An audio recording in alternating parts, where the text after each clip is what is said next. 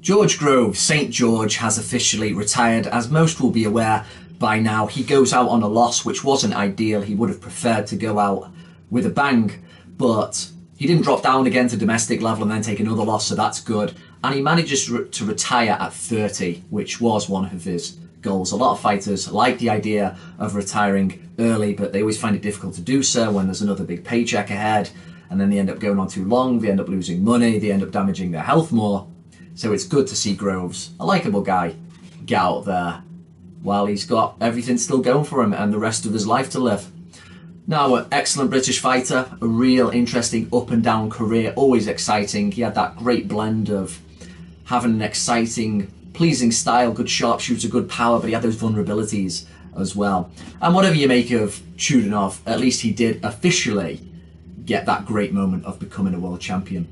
Now, that first Froch fight, people are going to talk for years about what would have happened had it continued, but for me, I'm really interested in what if Groves had kept Adam Booth. It was apparent when he left him that his style was unravelling a little bit.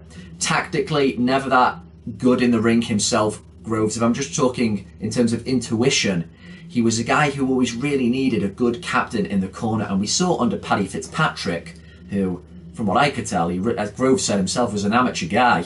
He didn't know what was going on, and this is the real kicker, the real what if in Groves' career. During the peak part of his career, from the Froch 1 fight to the Badou Jack third title attempt, he's with Paddy Fitzpatrick, the worst trainer by a long shot that he had. What a waste. In terms of, like, usually when you go into your biggest fights, you leave no stone unturned. You absolutely make sure you've done everything you can do to ensure the best chance of victory.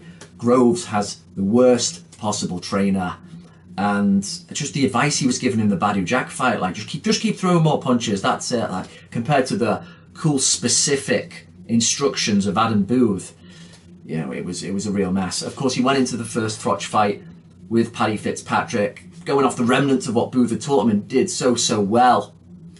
But I think the way the fight went as well, which may have been unavoidable even with Adam Booth, I think the fight took a lot out of Groves. He was a fighter who did physically age, I think, a bit early. He burnt himself out a bit. He forced himself a lot in that first Froch fight. To an extreme example, it's the same what happened with Frazier in the first Ali fight, but I thought a little bit of it happened with Groves in that first Froch fight. He really pushed himself. He really went for it. And really, after that fight, you never saw the right hand thrown as good again as that. It used to be such a good straight pinging shot. It became a more rounded shot. He looked more sluggish, particularly after the second Froch fight. I think mentally it was hard for Groves to digest all of that. And he became a good fighter, and Shane McGuigan gave him some extra things, but he was never as hazardous or as sharp a fighter as he was with Booth and then for the first Froch fight. But just for the Froch Groves saga itself, in terms of what they did and what he was one big part of, what they did for British boxing, cannot be understated. For me, it's the biggest grudge match there's been since Ben Eubank. It's that big. They always talk these days about this is a real grudge match, but this really was, because these guys, are particularly Froch, they'll still be bickering, they'll still be giving him little jabs after it's all said and done. You know, the guys who just, personality-wise, did not get on, and that's what made them so compelling. So, even though you've got someone like Anthony Joshua, who their Wembley fight really paved the way for him, he's probably a better fighter now, greater fighter than George Groves was and will go on to be, but he's lacking that real engaging rivalry that those guys had, and that's what captured the public interest. I'm seeing a lot of comments on YouTube, people talking about, like, I was never as excited for a fight as I was for Froch Groves 2. It was a special time, and as I say, it was really a new dawn in British boxing for promotion and what Eddie Hearn has done.